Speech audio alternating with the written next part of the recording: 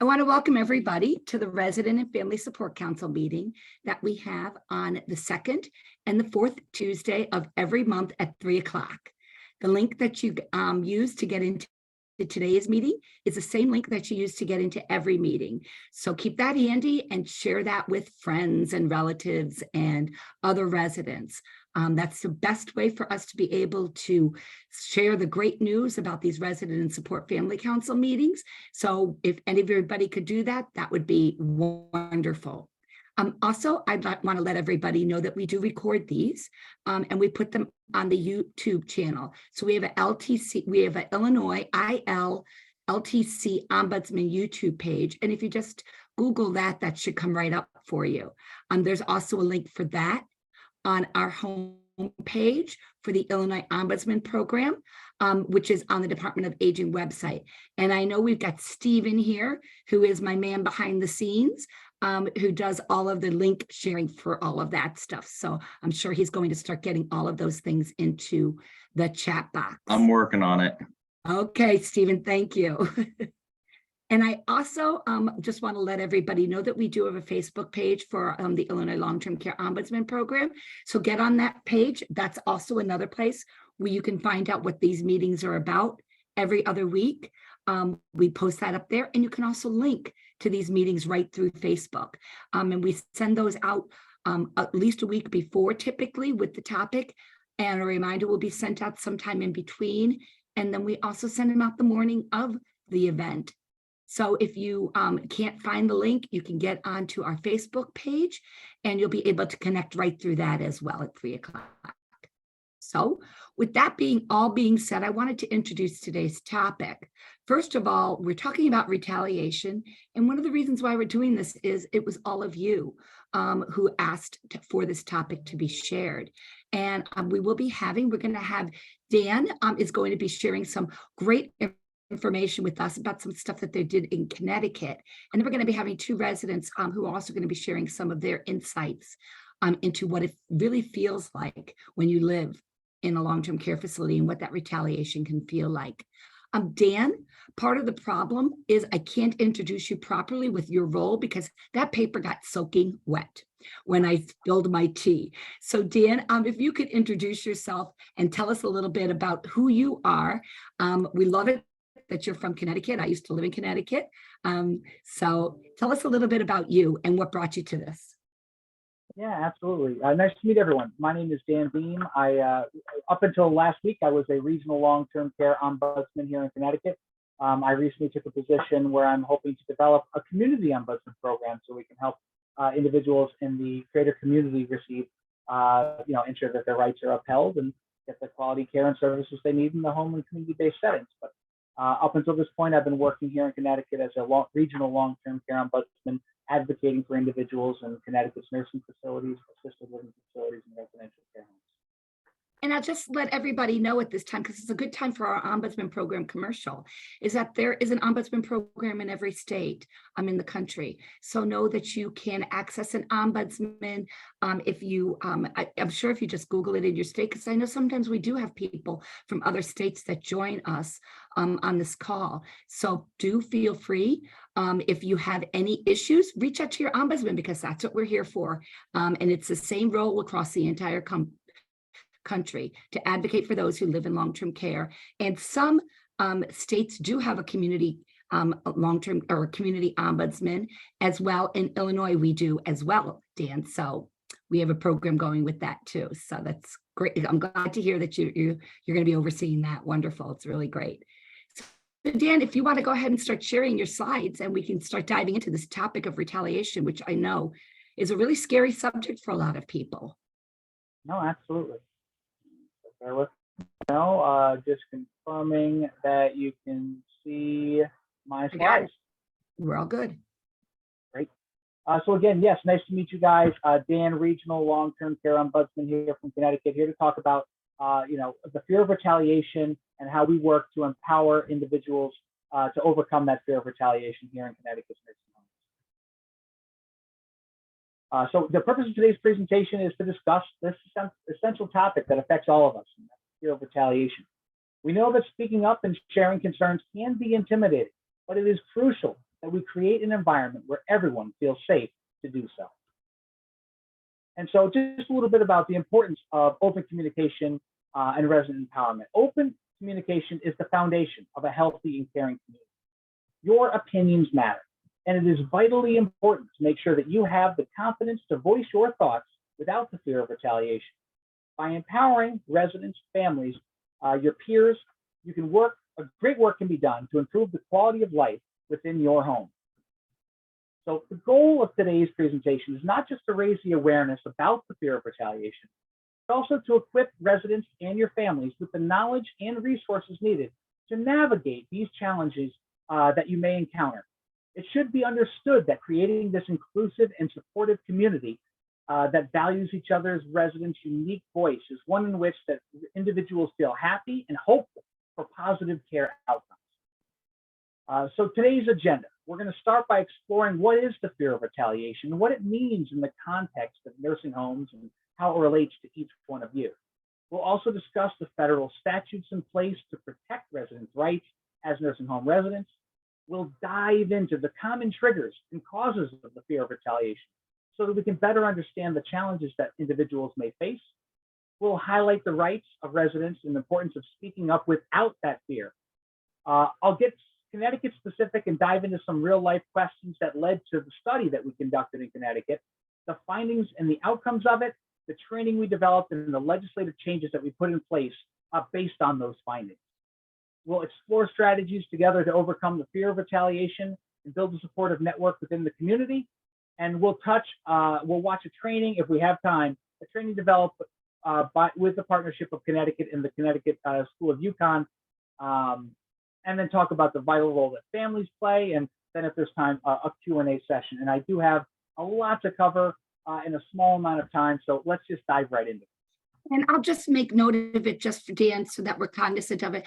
Dan does have an obligation, so he can only be on with us until, are you saying a quarter to the hour, Dan? Is that 4:40? We'll call it 4:40. I gotta yeah, because we got to make sure he's out of here. He's got an important job to do.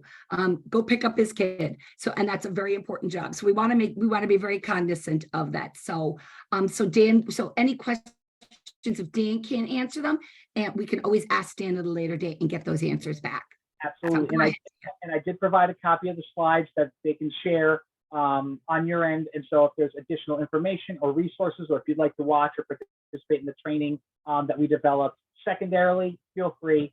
We can get that information to you as well. And thank you. And we put these slides on for everybody's knowledge. We put the slides on our website, on the Ombudsman Program's website. So they'll all be there after the presentation. So thank you, Dan. Wonderful. What is the fear of retaliation? The fear of retaliation is the apprehension that residents may feel about facing negative consequences or retribution for speaking up, reporting incidents, or asserting their rights. These consequences could include things like verbal abuse, neglect, even unfair eviction from the facility. However, it is important to note that residents of nursing homes have rights. And foremost of those rights is the right to live in an environment that is free from the fear of retaliation or intimidation. You should feel comfortable in voicing your concerns without the worry of facing any form of retaliation. So, the federal law. One critical such piece of legislation is the Nursing Home Reform Act of 1987, OBRA 87. And this act outlines the rights of nursing home residents and sets quality standards for nursing homes that participate in the Medicare or Medicare program.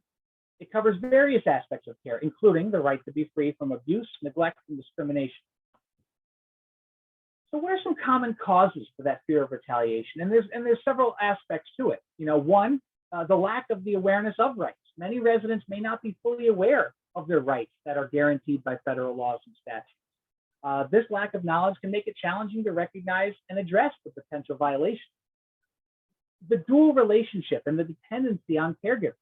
As residents, often there's that dual relationship where the person that you may be filing a complaint or a grievance against may be someone that's providing you the most intimate care possible.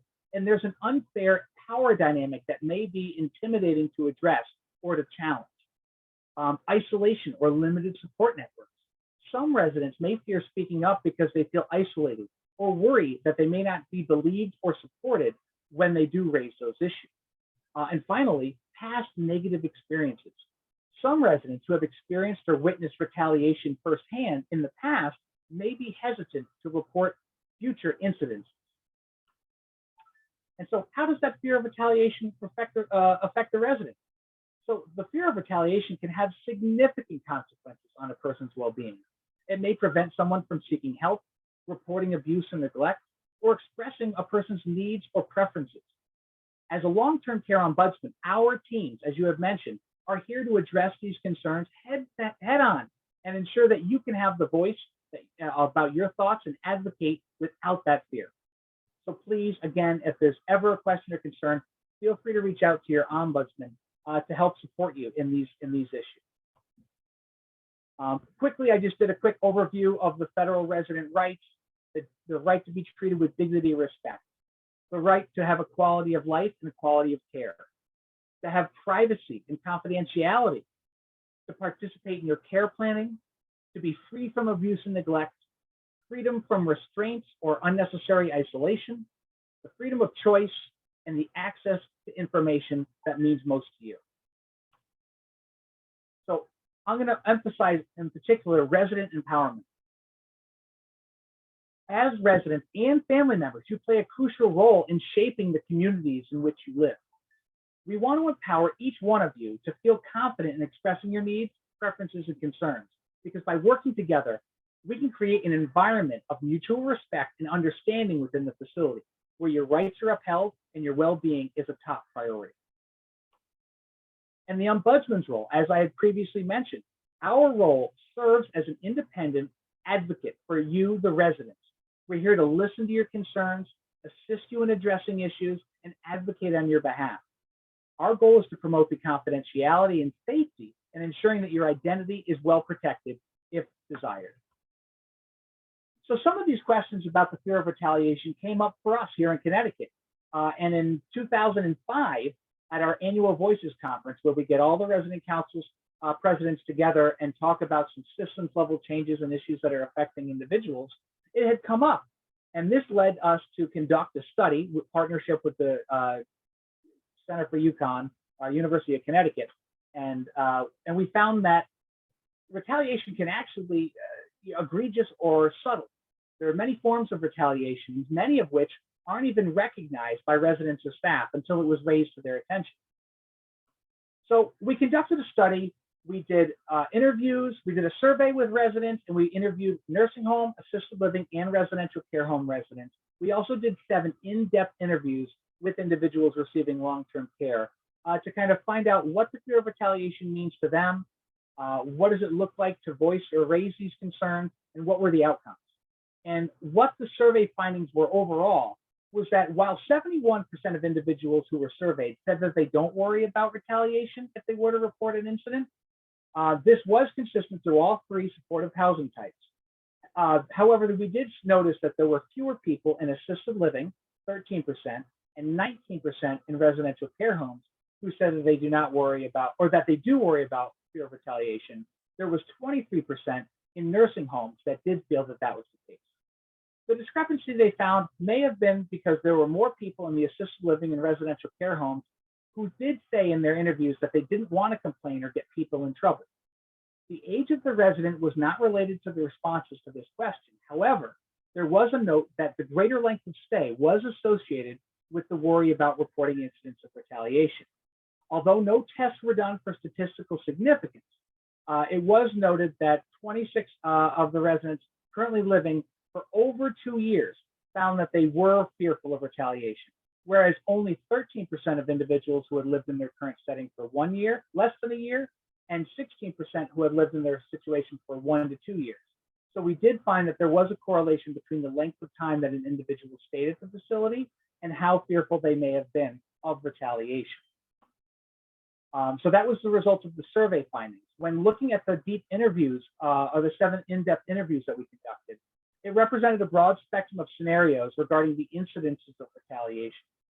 Some residents reported abuse and found that the occurrence of those incidences decreased and others use the expertise of individuals like the ombudsman to help solve the problems. Well, one participant noted that they refused to accept any additional treatments or medications from the staff person who was reported as the concerned complainant. In most of these cases, the situations were resolved as a result of the resident reporting the instances of abuse and neglect. And so the overall findings were that individuals who did not report the incidents of abuse or feeling, they did have an increase of feeling hopeless or despair, where individuals who were reporting it did overall feel a sense of empowerment, and the perception of retaliation might occur was, and also that the fear of retaliation was just as powerful as the experience of retaliation itself. And these were the five major walkthroughs or outcomes based on an individual reporting concerns. You know, they might feel that they're walking on eggshells, and they don't feel empowered if they don't report it. But if they did report it, either through management or through the ombudsman, they did report often a feel of autonomy and independence and empowerment when they were to report it. This also was the case when an individual who felt that they were being wronged refused care from that individual who they were reporting. They also felt that autonomy and independence and empowerment. Whereas a resident who may have witnessed retaliation but didn't report it also felt depression, felt less empowered, but more so afraid. And so this kind of shows the outcomes based on our study that individuals who do report it ultimately, by and large, get the issues resolved and feel a greater sense of empowerment, satisfaction, and hopefulness in the future in delivery of their care and services.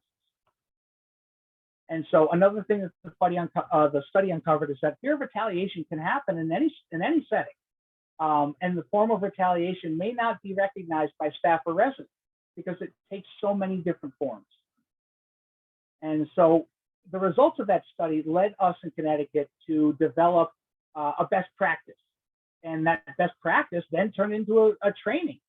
And so two of the recommendations from the study were that facilities may wish to enact things such as a no tolerance policy regarding fear of retaliation, or also, for example, encouraging an internal committee to provide a meaningful and interactive in-service to staff and residents specific to this issue.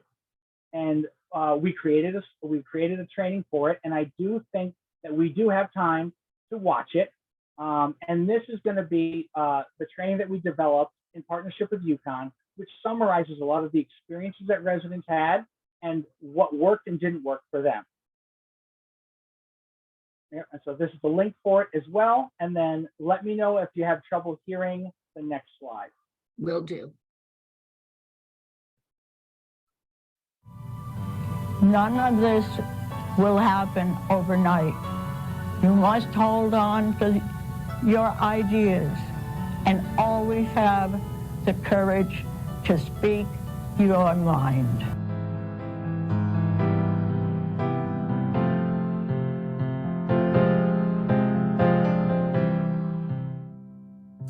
It was scary, and you know, sitting there, I'm a pretty big guy. I'm a person of the world. I'm pretty streetwise, and I was scared because I didn't know where I could go.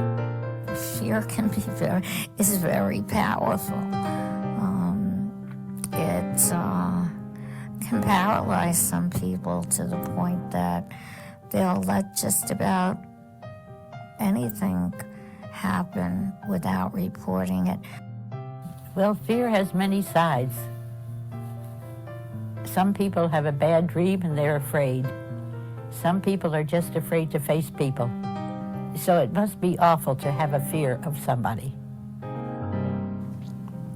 It's not good having to have to depend on anybody, particularly when you're physically dependent. And I didn't know what they could do to me. I didn't know if they could just literally say, you have to leave, and I'd have to I couldn't drive. I didn't know, if they would put me and my belongings on the sidewalk outside the place. They certainly didn't try to tell me that that couldn't happen. You know, they were pretty adamant that, hey, you're out of here. You know, it's an experience that you don't want to ever have to deal with people in long-term facilities do have that fear. And if you're afraid of anything, I don't care how little, how big it is, you should be able to tell somebody, whether it be for yourself or for someone else. Fear of retaliation is not something you can look up in a dictionary. But if you live in a setting where you depend on others to care for you, you know exactly what it is.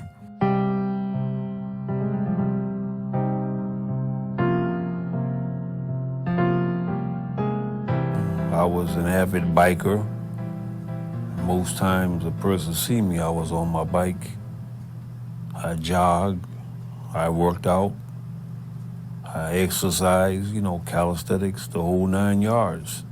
And that's one thing I always strived on is taking care of myself because you only got one body, So I took care of it the best I could.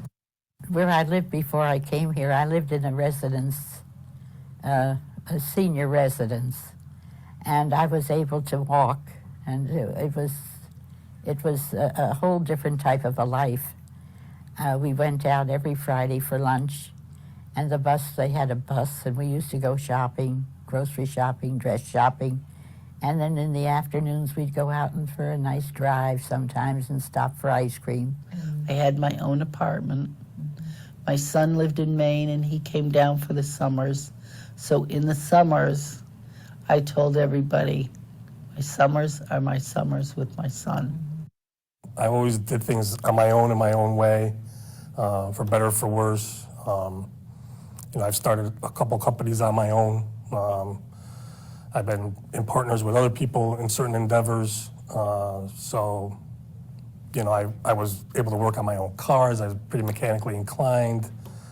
So all those things obviously were gone at that point. I didn't know if I'd ever be able to do any of that again.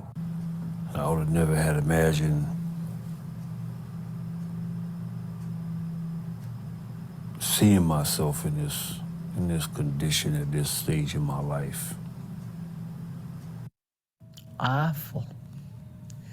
To be so independent and then to have somebody take me to a bathroom. When you first come here, you don't know what what you're giving up. You feel like you're giving up everything. I can't leave. I can't even take care of myself. So I kind of just knuckled under to the pressure that they were applying to do what they asked me to do. I didn't know what the consequences would be, but I knew that I was in no position to, whatever the consequences were, it was not going to be good for me because I was in no position to argue. You just want to get along with people and friendly, and you have to work with the person every day. So you're making conversation and you're going about your care, but if something feels wrong, it probably is wrong. Well, yes, when it would come time for my shower, and they were repairing the shower on our floor, so we were supposed to come back over here. And she didn't want to drag me because I had to be pushed in a chair. So she would try and take me into one of the residence rooms that had a private shower. I didn't feel right going into this party's room, and she said, well, this party doesn't get out of bed, and I said, I don't care. I just had my own principles. I mean, I respected her. It was her private room. I didn't have a private room, so I had to take my shower with all the others. And she did that 2 or 3 times. And then when she was caught taking me out, and she shook her finger at me like I was a 3-year-old child, and that's when I snapped. I said, you're not going to shake your finger and scold me like I was a 3-year-old child. And I was never sorry afterwards, even though I told the head nurse, and afterwards she picked on me too a lot, the head nurse. And I told her one day, I said, you're picking on me, why? I said, you have to have a scapegoat on every floor? And then we became good friends. reporting someone raising their voice to you is easy, but there are other kinds of things that the caregiver can do that aren't quite as cut and dry. There's things such as not answering call bells when they're mad at you. Your dinner tray is delivered last when it used to be first. Things like this. Or, you know, you've said to them, I need you, and they walk by. They're going to be mean to me. They're going to keep food away from me. They won't give me water. They won't come in and change me. You know, it's like you're being bullied. And that's almost, sometimes retaliation can be almost like bullying, I think. So I filed a formal complaint. And it had to do with the time of simply taking some medication. And then she gonna say that it was a certain time that it had to be done. It wasn't supposed to have been done now, and it wasn't. I wasn't comfortable accepting no medication from her because of this complaint that was filed. I don't want nothing from somebody that I got some paperwork in against them. Speak out. I know it's scary, but find either a resident council president, another resident that seems to have somebody's ear, or sympathetic staff members, which in my case, there was plenty of them around. And if they get enough residents and staff together, they sometimes can, confront a problem that's existing for everybody. The staff doesn't like it when residents are having a problem either, because it makes their job harder. And if worse comes to worse, obviously, always call ombudsman. Found myself invited into the resident activities. And that was a beginning for me because I got involved in the resident council. Once we started putting up flyers in the elevators and things, more came. And then I got on the PA system 3 days in a row before. And they kind of heard it, Then I would say things like, this is your home. If you want changes, you should come down and talk about them. The residents being heard was as important as if anything was actually done to correct the problem. I think the fact that they were able to at least voice their opinion is important. And then it created a paper trail for follow-up because it was in somebody's notes. And after so many times in somebody's notes, we were able to go to ombudsman or another organization and say, listen, we brought this problem up 3, 4, 5 times and it hasn't been fixed yet. So what do we do now? We have a Bill of Rights when we come here. And the resident right says you have the right to raise grievances without fear of discrimination or reprisal.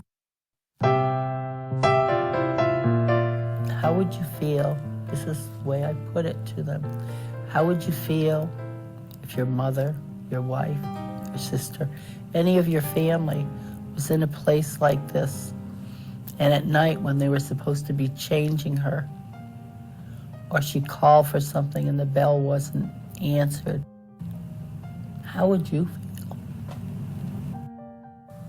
Anybody can tell, whether or not you taking care of somebody like they was a member of your family. And that's the way I want to be taken care of. You ain't got to love me or none of that. Take care of me like I was your brother or your nephew or your son. I've lived my life. I'm not afraid of dying. It's how anybody would retaliate against me now. It behooves a facility to create an atmosphere we're resident of open communication, where residents can speak their mind,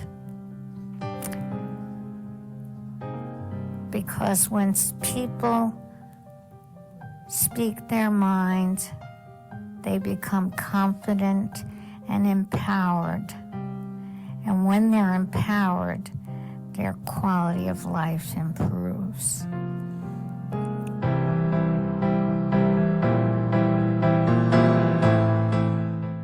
A nursing home can be a home too, and it is home.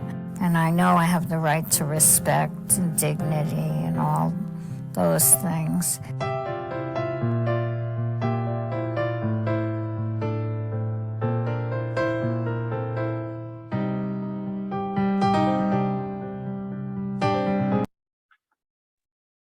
That was really great, Dan.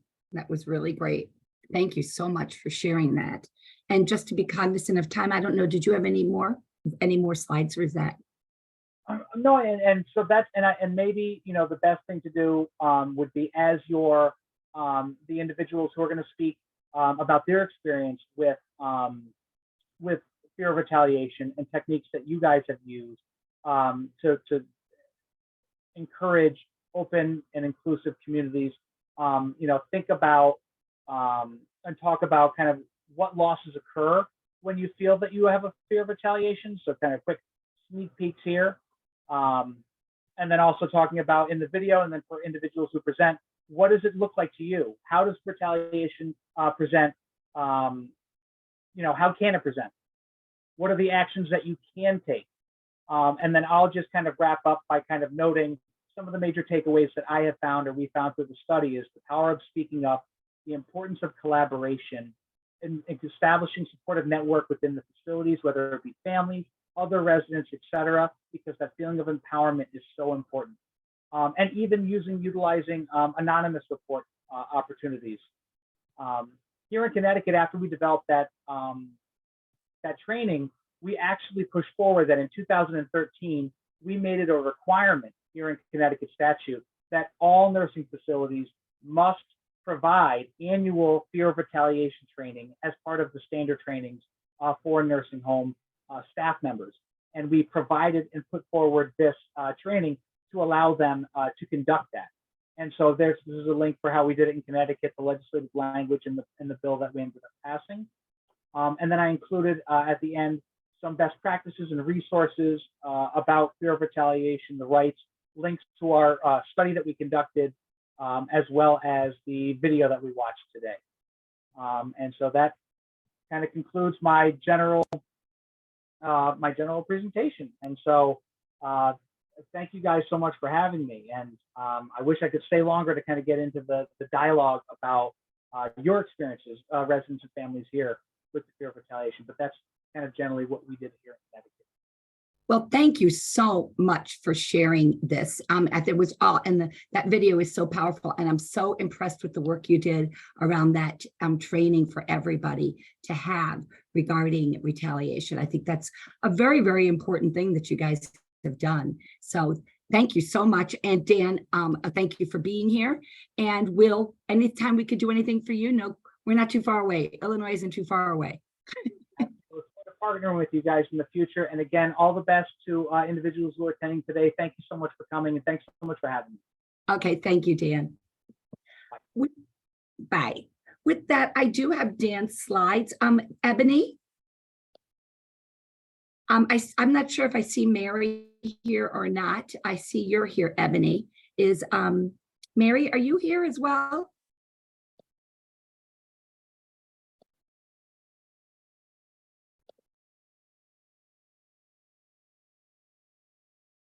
Okay, Ebony, are you,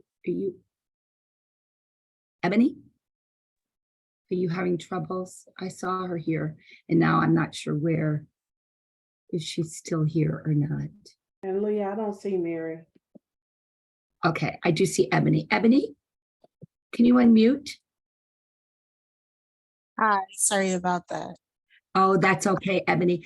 Ebony, I was just wondering, first of all, if you could share a little bit about what you felt about the video that you just saw and about the information that Dan shared. It was a very powerful video, much like the video that IRRC um, made on retaliation and what that looked like to several um, nursing home and ex-nursing home residents. Um, I think that it makes a difference when you take pieces like this, videos, and a person who's not familiar with it can put a face to what retaliation looks like and hear it. It resonates different Mhm. with them. So pieces like this are very vital, I believe, in pushing forward the narrative of bettering the situation of having no more retaliation in nursing homes. And I know, and Dan shared a lot about the study that he did in Connecticut. And Jessica, we have Jessica Belsley here, who is our data person for Illinois. She's our ombudsman specialist. And Jessica, I was hoping you could share with us some of the data and what it looks like in Illinois specifically in regards to the ombudsman program and retaliation. Yeah, hi, Lee. Thanks for including me in the discussion today. I just did a little research, and one of the numbers that stood out to me is I looked for the number of complaints that were specifically coded as the primary problem being retaliation.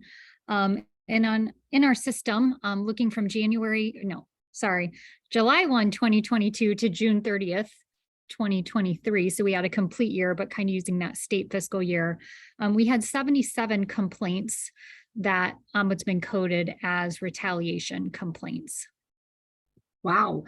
So does that seem like that's pretty much on average what we have for retaliation complaints? It's a yes, but I feel like there needs to be an asterisk with this number, because what the feds have told ombudsmen to do, and the way we train ombudsmen to code, is that we are supposed to use the description, the complaint code that best describes the root problem going on. So if there may be some other problem we're working to resolve that there's retaliation related to, but I don't want it to come across that ombudsman only interacted 77 times with people dealing with retaliation. I feel like this is, because of the way we report, this is very likely an underreported number. The other thing that we don't have a way to capture are the conversations we have with residents who say, I don't want to make a complaint because I'm fearful of retaliation. We don't track that. We don't have a way to track that. So those 77 are instances where residents said, yes, retaliation is a problem and I want your help specifically addressing that. So I think if you talk to any ombudsman across the state of Illinois, they would likely say to you, that number's low just because of the way we record things or report things, if that makes sense. Yeah, it does. Well, because I think one of the things that is very clear when it comes to retaliation is there is always this fear. So as an ombudsman, we come into a room, a person says that, that this is happening, and we ask, do you want to make a complaint about it? And they're like, no, I don't want to stir the pot. I don't want to do anything that's going to upset anybody. So I don't want to say anything. I don't want to do anything. I just need to get it off my chest. And that I know that happens a lot with people. And I think that stems from that fear, that not wanting to stir the pot actually is this fear of a retaliation that could happen. So we have to be mindful of that. And stirring the pot, we have that right to stir the pot because this is our home. So. Ombudsmen are going to educate the residents about the right to remain anonymous if it's a situation where they could try to work to resolve something without giving that resident's name. Or sometimes it's residents are fearful of retaliation because maybe we're new to them, right? This is all a new thing to them. And so sometimes eventually, after talking to the ombudsman over maybe multiple sessions, the resident's then willing to have a complaint addressed or take it through to the resident council versus directly to the administrator. A lot of ideas that were discussed in that video, I think we see ombudsmen educating residents about and really trying to move past that so that the residents can get their issue addressed. Mhm. Yeah, and I'm just, with that being said, I'm just gonna bring up the slide that that Dan just went through very quickly, because I think there was some important information to share on that slide. So I'm gonna just go ahead and share from a little bit from where we left off with that, just so we can use that as a guide for some of this discussion here. Okay, there we go. How retaliation can present itself. And Ebony, I'd like for you to join part of this conversation, Mary. And Mary, if you have been able to join us, to hop in on this right now as well. You know, that how does retaliation really can present itself? There were a couple of things that were said in the video that really hit me. You know, one of the things that they said is that fear is that not something that you can look at. It's not something that can be defined, but if you've ever been dependent on another for care, you know exactly what it looks like. And so it can be hard. It might not really look like this, but if you've been there, it's a feeling. It's this fear of retaliation. So some of the things that just, you know, is that it can be call bells are not being answered. Your dinner tray is coming last. You have difficulty getting medication when needed. You don't get brought to the bathroom when you need to be brought to the bathroom, withholding food or water, general lack of attentiveness, and sometimes it's like bullying. Mary, I mean, Ebony, do you have anything to add to that? Absolutely. You hit all the key points, and speaking from a personal note, I am a person in a nursing facility, and I had an instance where something happened and I needed to bring the police into the situation. And because the nursing home failed to report what happened, and the state caught wind of it before they reported, because they didn't report it, I was retaliated against. My medication magically wasn't here anymore. My meals, they never had anything that I could eat, and I was on a specialized diet. Hmm. Certain nurses were now working the floor who I was told previously would not be working the floor because of instances and situations that they've done. So yeah, it comes in all forms. So with that being said, how did that make you feel when you were going through those issues? Because you brought an issue forward. Obviously, it was a heavy concern, and you brought that forward, and then you were feeling retaliated against. How did that make you feel? Honestly, and speaking very candidly, it Mhm. pissed me off more Mhm. than anything. Because again, it goes back to, what if this was your family member being treated like this? Mhm. Or would you do this to someone who wasn't in a situation as severe as mine? You know? Mhm. Yeah, I mean, you were living in this. Um, this is your home, and this is the environment that you've created as home, and then all of a sudden people that are supposed to be caring for you are not doing that task for you anymore because you had the courage to speak up about something. Exactly. Did it stifle you from bringing anything forward any other time? Me, no. But I have seen it happen with other residents.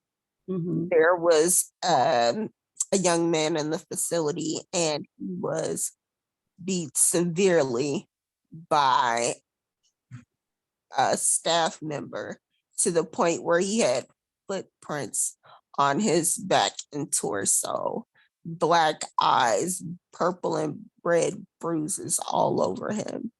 And they were very visible. But when the ombudsman came and asked him what happened, he says, "Oh, I fell." Huh. And that was through this fear of retaliation. Yes, absolutely. Wow. I see Mary has joined us. Mary, do you have anything that you would like to add to, you know, that what that retaliation can look like? And as you guys have been talking about, it can be anything. I mean, I've seen retaliation that actually put people out of the facility and they had no place to go. Or put them into the psych ward at a hospital, but they were not allowed to come back. I have one friend who's now homeless, and because he was put out of the facility without any other options. So it can be as little as what you're talking about. It can be pretty huge, and it can have huge consequences. The facilities honestly just don't care. And one of the things that really surprised me that I heard in the video that it makes perfect sense is it said fear can lead, this fear of retaliation can lead to depression. And I could see how that could happen, because if I'm afraid to speak up, this is my home. I'm afraid to speak up now. What can I do? I feel completely unempowered. And so now if that depression happens, did that ever happen? Have you ever seen that happening to other people where they just started withdrawing because they felt unempowered? And yeah, I've definitely seen that. I had a little bit, part of my issues is I have depression. So for me, I was one who went in with, wait a minute, that's not right. And I learned what my rights are. I looked at the residence right handbook that the Ombudsman program puts out. I spent time learning that stuff. And so, when something was done that went against it, I'd be like, wait a minute, I have this right. It says so in this handbook right here. Look, I highlighted it. And so I literally went after that stuff hard, and it got so I backed off from it because I finally decided I had to really decide what was worth it, because there was so much retaliation, there was so much pushback, and sometimes it's just that the staff is mean to you. I know that sounds childish, but it's not pleasant living in a place where people just speak down to you and just are, you walk up to ask for something like your medications and they ignore you. And it's things like that that just it's commonplace, but it's like, okay, I don't want to deal with that all the time. So I'm not going to fight about this one because I've got this one over here I'm already fighting about. It's sad, but it's true. Yeah, it was said in the video that it can look like bullying. Yeah, that's what it is. Yeah. Did you have something to add, Ebony? Yeah, so the only thing I would add to that list, I think it's on the previous slide, is just staff being a little rough. You're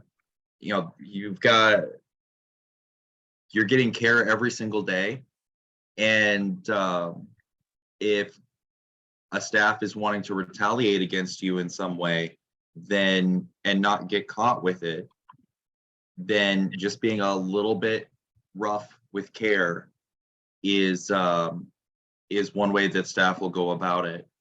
Now we had a question from Jax Dantus.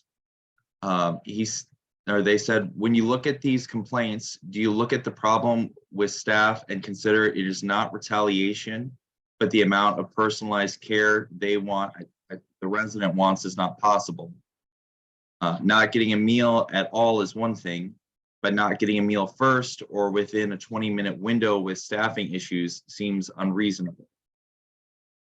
So that is very true.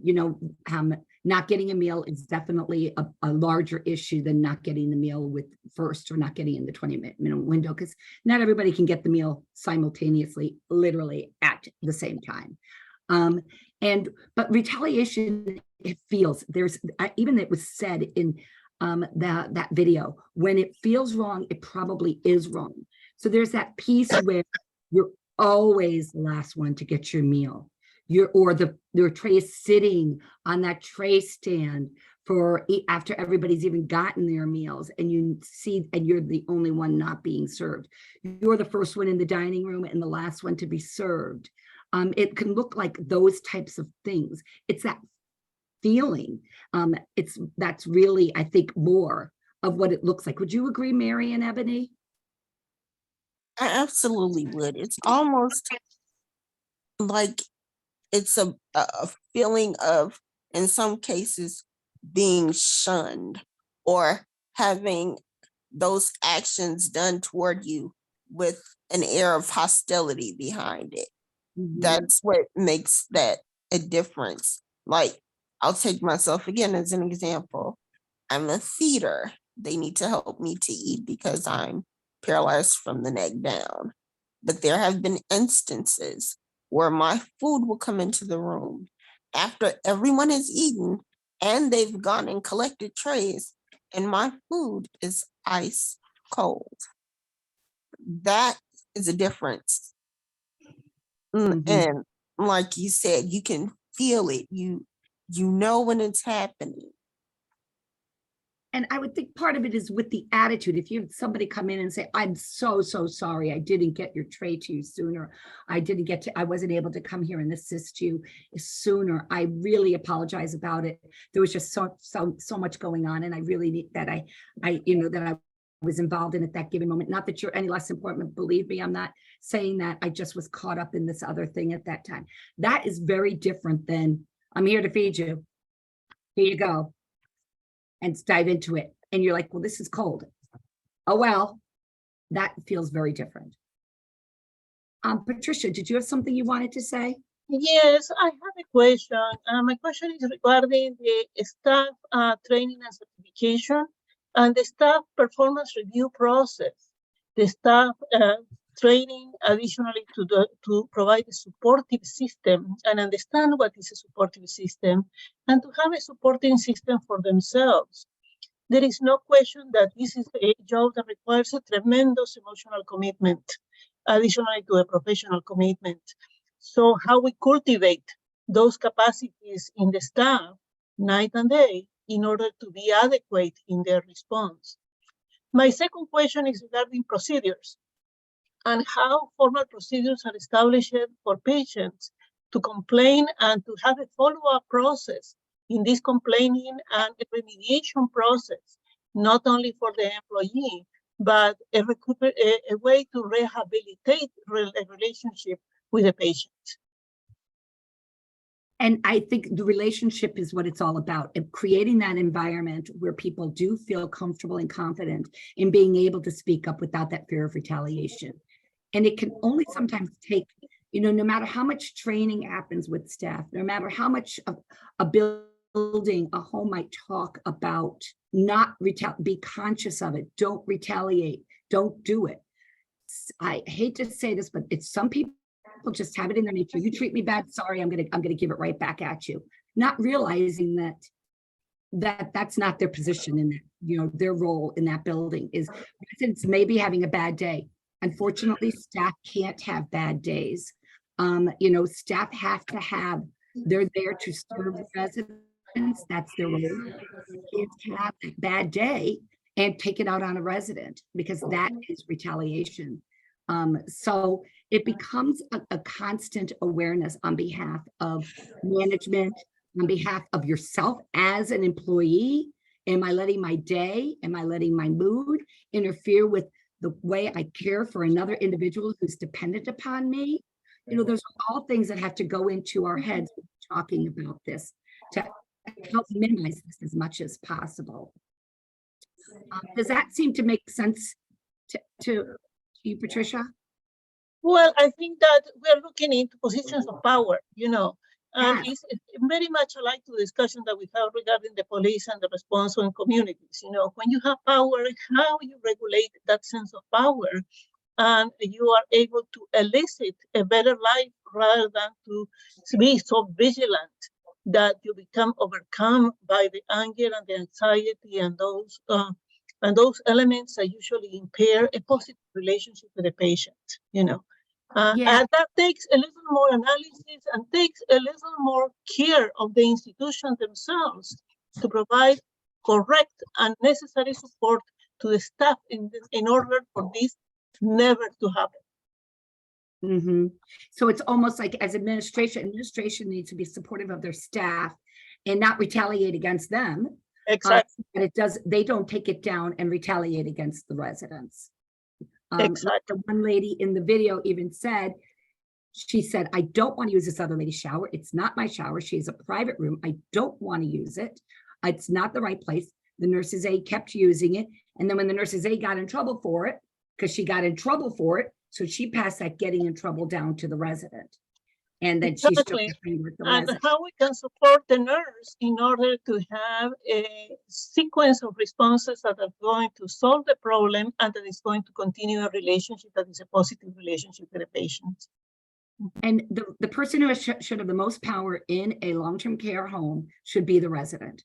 If we're talking about power, that should be the person, the people who have the most power. They should be the ones, because it is their home, and everyone works at that building in their home for the sake of the residents. It's not vice versa. You know, the residents aren't there because of the staff. The staff are there because of the residents. And that has to be a message that we continuously support. Person-directed living really supports that. And you'll be hearing more and more about that through the course of the next year, through our resident and family support councils, as well as through the Ombudsman program and the state at large. Is really about this person-directed living. I think So Lee, yes. I had a thought, you know, on administration supporting and you know, working with preventing the fear of retaliation and retaliation. I had an incident a couple years ago now where a staff member, a nurse, was severely abusing several residents on a unit, and none of the residents were willing to speak up. None of the staff were willing to speak up. Everyone was afraid of retaliation. And eventually, when public health got wind of it, the you know, the administrator asked, why didn't anyone speak up on anything?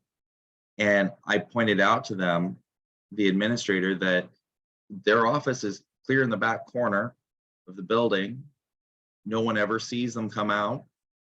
No one sees the director of nursing come out. You know, they come out on the floor every once in a while, but they're separated from the residents. Get in there, be with your residents, see them, see your staff, meet your staff, be involved with them. If you can build a relationship as an administrator, as a director of nursing, as a resident, as a staff, if you build relationships, then your fear of retaliation is going to go down and your actual retaliation is going to go down. Yes, and I think you also brought that was very well said. And I also think part of that is too, is staff also do have the fear of retaliation as well with each other. Usually when one person holds power in the building, a staff member holds power in the building, they hold that power over the residents as well as a lot of their peer staff. And there can be a lot of fear there too. Mary, did you have something you wanted to say? Yes, and I just want to, and this is important to me at least, because I think what was just described is the exception, not the rule. I mean, in every place I've ever dealt with, and again, I run a weekly meeting that is any resident or former resident from around the state is welcome to join, and we talk about what's going on in nursing homes, problems people are having, and people use each other's experience to try and address it. And even when things are reported to the DON and the administrator, that also causes retaliation. So most people won't do it because of that, at least in the experience that I've had access to and been told about. Yeah. And, was there another question? I was trying to get to another question in the chat. Another comment come up in the chat. Okay. So I just wanted to end this, because we are at the end of the hour. I just want to make sure that people understand the actions that they can take when you do feel this. Speak out, address your concerns. That's really, really important. You need to be that confident. And as a lady in the video did, then when she felt that she was being retaliated against, she went to the person and said, what's wrong? Why are you doing this to me? Why are you taking this out on me? Do that as well. Don't just then freeze up and not do anything about it. If you're still afraid, make sure to talk to your family, your friends, other visitors. If you're feeling retaliated against, there's other people probably in the building who also feel retaliated against. And one way to find that out is to go to resident council. We heard that several times in that video, to attend those resident council meetings and bring up the issues there. That's the forum for this. Anything that's said in that meeting is supposed to be said in confidence. If your facility is not running a resident council meeting that is being ran in confidence, talk to your ombudsman, make sure that they get in there and help support how that resident council meeting can be about the residents and not being ran by staff. Also, find those people in the building, find that staff person, find that ear and talk to them about it. Of course, always reach out to the ombudsman program. And like it says everyone helps when a problem is resolved. There was a quote by one of the residents that when you speak up, it helps the facility when people speak their minds. They become more confident and empowered. And when they're empowered, their quality of life improves and the facility overall improves. I think that's a really important message to hear from those very wise residents that were in that video that we saw earlier. So with that right now, I am going to go ahead and I'm going to end our recording. And